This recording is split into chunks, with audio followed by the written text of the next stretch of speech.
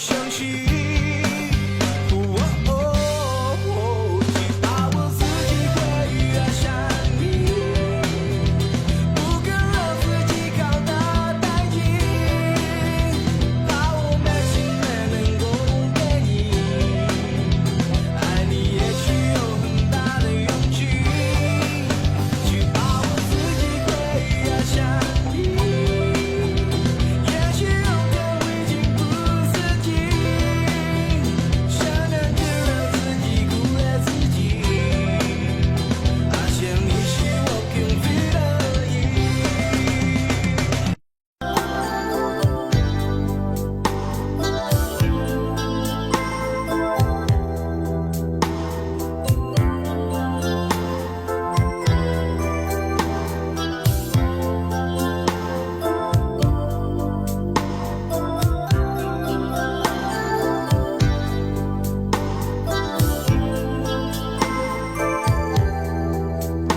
Anong problema? Bakit ba? Gusto mo ba ulit mag-shopping?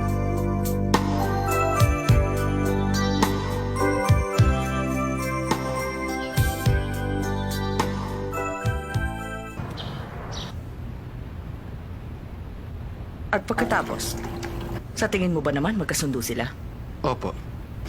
Kahit na mukhang si Miss Xiaoche ang nanunuyo sa inyong anak, pero nagkikita sila 2 hanggang 3 beses sa isang linggo. Talaga? Mukha yatang nag-iisip na ang aking anak. Ano nga palang balita doon sa oportunista babae? Sa ngayon, ma'am, bukod sa pumapasok siya sa eskwelahan, hindi na siya nakikipagkita sa anak niyo. Pero, madalas pong puntahan ni Miss Xiaoche si Shanshai. Si Southsea nakikipagkita kay Shanshai? Bakit siya nakikipagkita? Maaaring nagpupunta siya para magtanong kay Shansai. Maaaring nagtatanong siya tungkol kay Mauser Damingze dahil kilala siya ni Shansai. Ang babaeng yan, talagang meron siyang motibo. Sa tingin ko, hindi niya hahayaang mawala si Asa.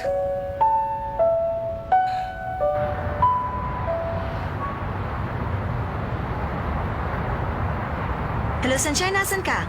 Ha? Nasa bahay ka pa? Pwede ba tayo magkita? Marami akong gusto sabihin. Magkita na lang tayo. Bye. Hindi ko nga maintindihan kung anong klaseng date yun eh. Ayun, pumunta kami dun sa isang cafe. Umorder ako ng cappuccino. Sabi niya, order din Akala siya. ko naman kung anong importanteng sasabihin niya sa akin. Ayun na, nag-chat Paano ko ako. sasabing ayoko makinig? Astrology sign. Naging advisor pa ako ngayon ng kanyang love life. Bakit kailangan pang mangyari ito? Sunshine, nakikinig ka ba sa akin? Oo, sige lang. Tapos nagpunta kami sa...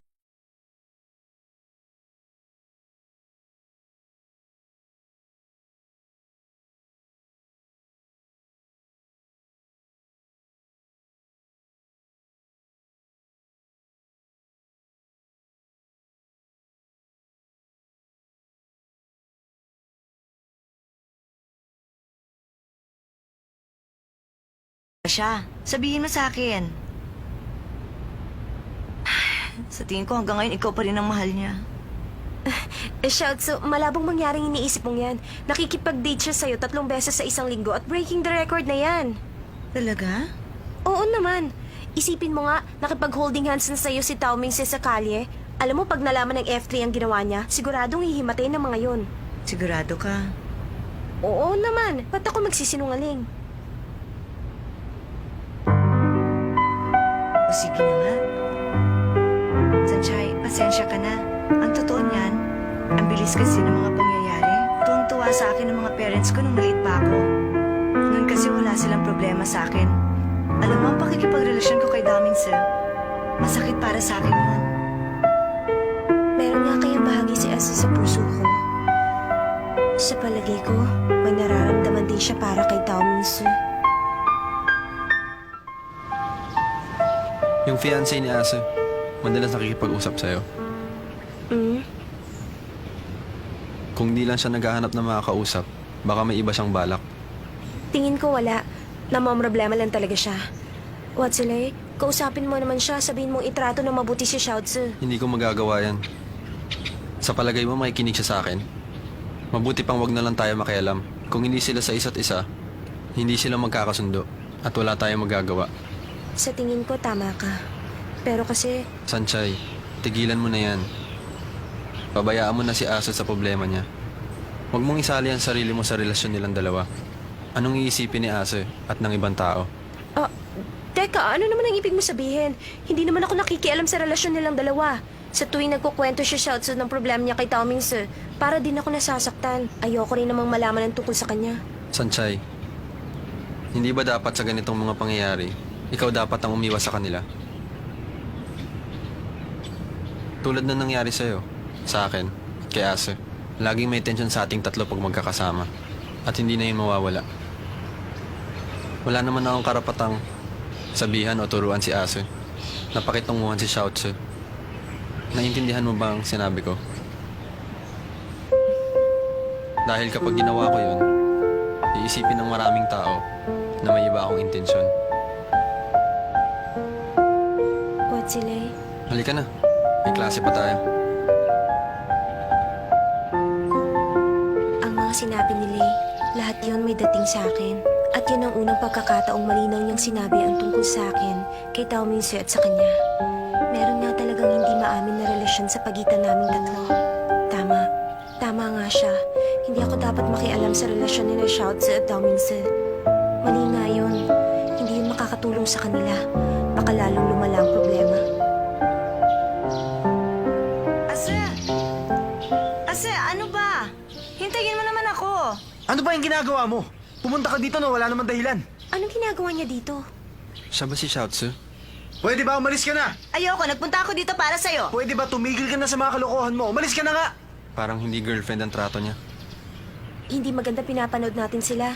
Tayo na, pabayaan na lang natin sila. Halikan mo ako ngayon. Gusto kong halikan mo ako ngayon. Ano sinabi mo? Gusto mong halikan kita? Oo, yun ang gusto kong mangyari. Gusto kong patunayan mong hindi mo na mahal si Sanchay. Pag magkasama tayong dalawa, para kang laging wala sa sarili. Minsan naiisip ko na, sino ba ang laman ng utak mo? Ano ba ang iniisip mo? Binibigyan mo ako ng insecurities at hindi naman yata yung tama. Kung talagang wala kang nararamdaman para kay Sanchay, bakit hindi mo ako magawang halikan? Patunayan mo yun sa akin. Patunayan mo yun sa akin. Sige, pumikit ka.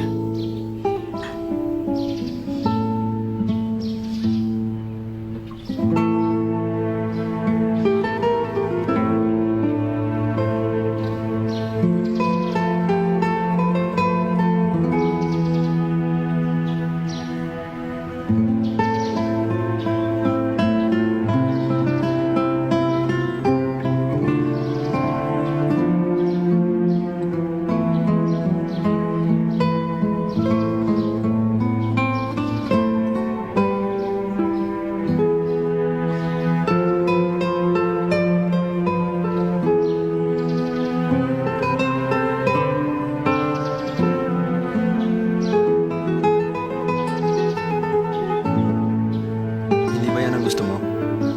Ang itrato siya ni Asa ng mabuti. Wala ka nang aalalahanin. Para ka natitigilan. Nabigla ka ba sa nakita mo? Nabigla? Bakit ako mabibigla? Maganda nga yun. Sana nga magtuloy-tuloy na sila. Pakiramdam ko nga, isa itong napakasarap at napakahabang bakasyon para sa akin. Ang totoo, hindi ko maipaliwanag ng nararamdaman ko. Dapat siguro katulad ng unang apak ng tao sa buwan, punong-puno ako ng kagalakan.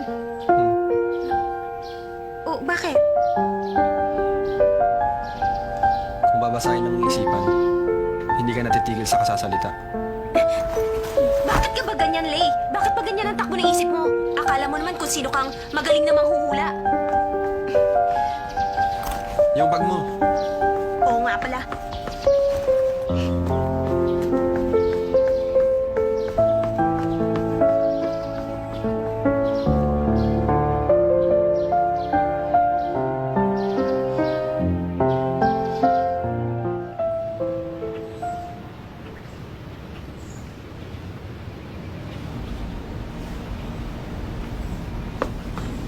Sanchay!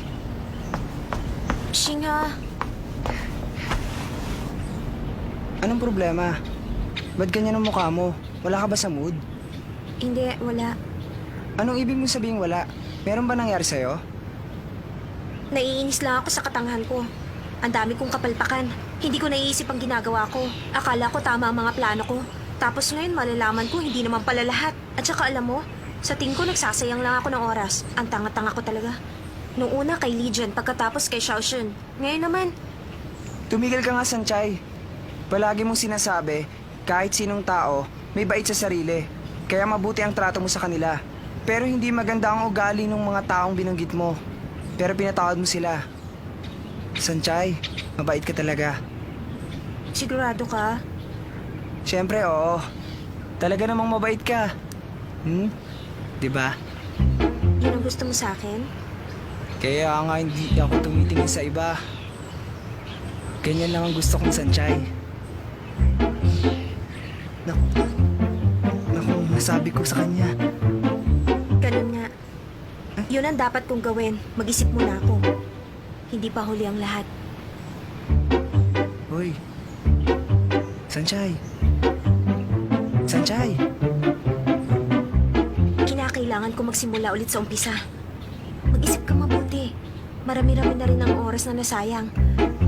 Kailangan kong ibalik sa dati ang sarili ko. Yun nabubuhay ng normal at simple lang. Hindi ka naman nag-iisa sa buhay mo. Lagi ako nandito. Alamin at harapin ang lahat ng mga problema. Shinha, Bakit? maraming salamat dahil palagi ka nandyan sa tabi ko. Ikaw na nga ang best friend ko habang buhay. Makita na lang tayo bukas.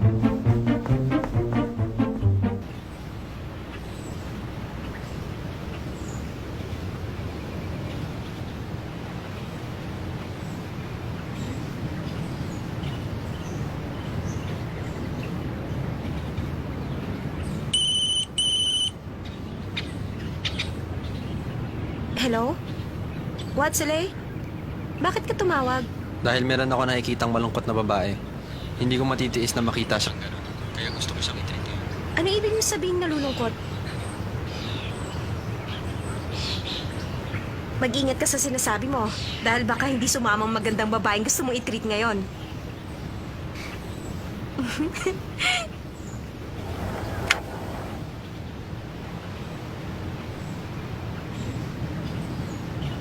Alam mo, sa panahong ganito, gusto ko lagi ako nasa kalye. Naghahanap ako ng magandang lugar para magkape. At nakita kita. Talaga bang lagi ka nagkakape na mag-isa? Hindi ka ba nalulungkot niyan? Ang mga problemadong tao lang ang nalulungkot. Bakit mo ba naisip na malungkot ako? Ngayon pang maayos ng lahat.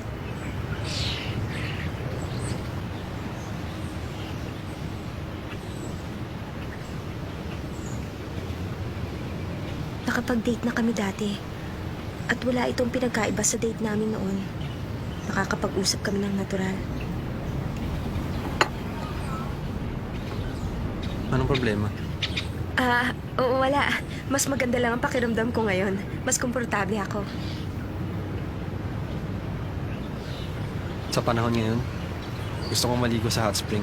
Gusto mong maligo sa hot spring? Tapos nagsasaranggola ka tuwing umuulan? Alam mo, Lay, ang weird mo talaga. Shansai, tingnan mo nga naman ang pagkakataon. Oo nga, dito pa tayo nagkita. Kanina pa kayong dalawa? Medyo kanina pa. Sino naman siya? May date kayong dalawa? Hindi. Siya nga pala si Watsilay. Nagkita lang kaming dalawa. Ikaw pala si Watsilay. Hello, ako nga pala si Xiaozi, ang fiancé ni Asa. Pwede ba kami mag-join sa inyo? Dito ka. Walang nagde-date na magkahiwalay. Halika nga, dalian mo. Dito ka. May date kayong dalawa? Tama ka. Mukha namang wala na kayong problema. Oo nga. Tingnan mo nga naman tayong apat. Para tayo nagdo-double date ngayon, di ba? Mukha nga double date. Tumigil ka nga dyan. Ano ka ba? Ba't ka nagagalit? Pasensya na kayo. Hindi lang siya sanay sa ganito. Okay lang yun. Sanay na kami sa kanya. Oo, alam ko rin yon. Palagi nga niya sinasabi sa akin nabobore na siya. Kaya sabi ko, ba't di na lang kami pumunta sa hotel? Kaso ayaw niya sumama. Sa hotel? Hindi kaya masyado kayo nagmamadali? Naku, hindi naman. Naghalikan na nga kami, kaya naisip ko pwede na rin namin gawin yon. Tigilan mo na nga mga kalokohan mong yan. Ano ba ang iyong problema? Ginagawa na niya ang lahat para sa'yo. Dapat nga magpasalamat ka pa. Ang magalang na lalaki, hindi pinapahiya ang babae. Oo, tama siya. Siya nga pala, alam nyo, meron nga pala kaming bahay sa tuktok ng bundok. Kung wala kang gagawin bukas, pumunta tayo dong apat. Sige, wag na. Kayong dalawa na lang. Baka makaistorbo lang kaming dalawa ni Lay. Hindi ba, Lay? May hot spring ba? Oo, meron kami. Gusto mo pala ng hot spring, ha? Tamang-tama maganda ang hot spring namin ngayon. Talaga? Kung ganun, sasama ako. O, paano tayong apat, ha?